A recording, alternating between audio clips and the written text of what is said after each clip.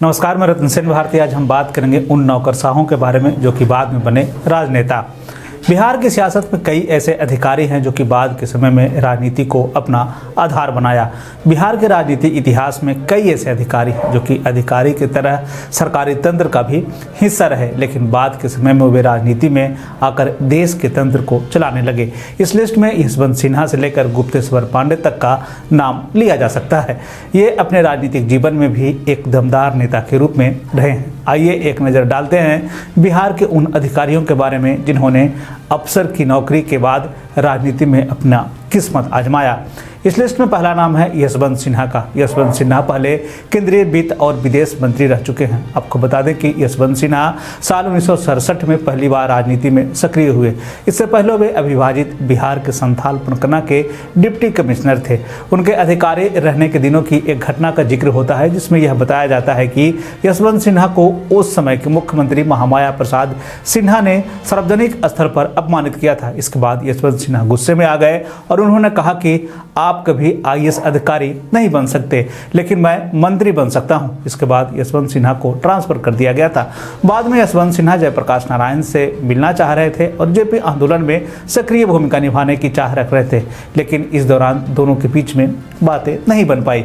फिर सिन्हा ने साल 1984 में अपनी नौकरी छोड़ दी और जेपी के साथ हो लिए। बता दें कि 1990 में चंद्रशेखर की सरकार में उन्हें वित्त मंत्री बनाया गया। इसके बाद बीजेपी सरकार के कई मंत्रालयों की जिम्मेदारी उन्होंने संभाली थी। हालांकि बाद में बीजेपी से मुखर होकर बोलने लगे और बीजेपी के विरोध में ही उन्होंने राष्ट्रपति का चुनाव भी लड़ा, जिसमें उन्हें हार का सामना करना पड़ा।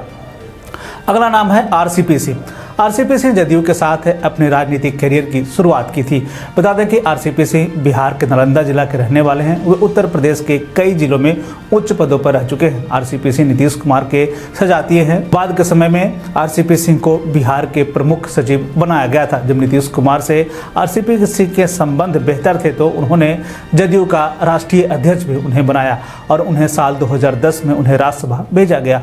उन्हें जदयू से 2 बार राज्यसभा सदस्य भेजा गया। तीसरे टर्म के समय वे मंत्री थे, लेकिन पार्टी ने उन्हें राज्यसभा नहीं भेजा, जिसके बाद उन्होंने पार्टी से बाहर होने का फैसला कर लिया और इस समय वे किसी भी पार्टी के सदस्य नहीं हैं। मीरा कुमार। बिहार की बेटी मीरा कुमार देश की राजनीति में लंबे समय तक चर्चा में रही।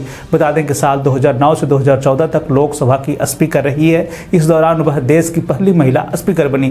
बता दें कि मीरा कुमार साल 1973 में भारतीय विदेश सेवा की नौकरी में आई थी। मीरा कुमार राजनीति में पहली बार बिजनौर उपचुनाव में आई थी। इसके बाद रामविलास पासवान और मायावती को हराकर पहली बार वह 1985 में संसदीय राजनीति की शुरुआत की। कांग्रेस के उम्मीदवार के रूप में मीरा कुमार साल 2017 में राष्ट्रपति पद के लिए चुनाव लड़ी, लेकिन रामनाथ कोविंद से चुनाव हार गई। राम कुमार सिंह, इन्हें आरके सिंह के नाम से भी बुलाया जाता है। आरके सिंह आरा के सांसद हैं। ये 1975 बैच के आईएएस अधिकारी हैं। आरके सिंह समस्तीपुर के जिलाधिकारी के रूप में अपनी सेवा दे चुके हैं। हालांकि बाद के समय में इन्होंने गृह सचिव का पद छोड़कर राजनीति में अपना किस्मत आजमाया। आज वे बीजेपी से सांसद हैं। इसी कड़ी में नाम आता है गुप्तेश्वर पांडे का भी, जिन्हें कभी बिहार का रॉबिन हुड कहा जाता था। बता दें कि गुप्तेश्वर पांडे अपने काम के लिए लोगों के बीच में काफ़ी पॉपुलर रहे। उनके काज बेगूसराय में उनकी टीम ने 42 मुठभेड़ किया था और 400 से ज़्यादा अपराधियों को जेल भेजा। गुप्तेश्वर पांडे सुशांत सिंह राजपूत मामले में मीडिया की सुर्खियों में आए थे। उसके बाद उन्होंने अपनी नौकरी से VRS ले लिया था और जदयू की सदस्यता ले ली। हालांकि 2020 के विधानसभा चुनाव में उन्हें टिकट नहीं मिला, जिसके बाद उन्होंने एक तरह से कह लें कि पार्टी से भी उनका जो स्थिति है वो पार्टी के ना तो समर्थन में बोल पाए ना ही विरोध में बोल पाए और उसके बाद उन्होंने एक अलग ही रास्ता अख्तियार कर लिया।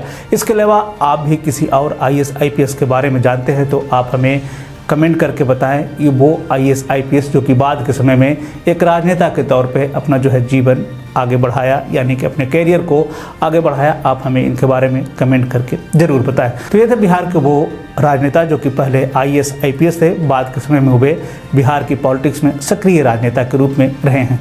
बिहार और बिहार से जुड़ी हुई और भी ऐसी खबरों के लिए बने रहे हमारे चैनल के साथ। मुझे दीजिए इजाज़त। धन्यवाद।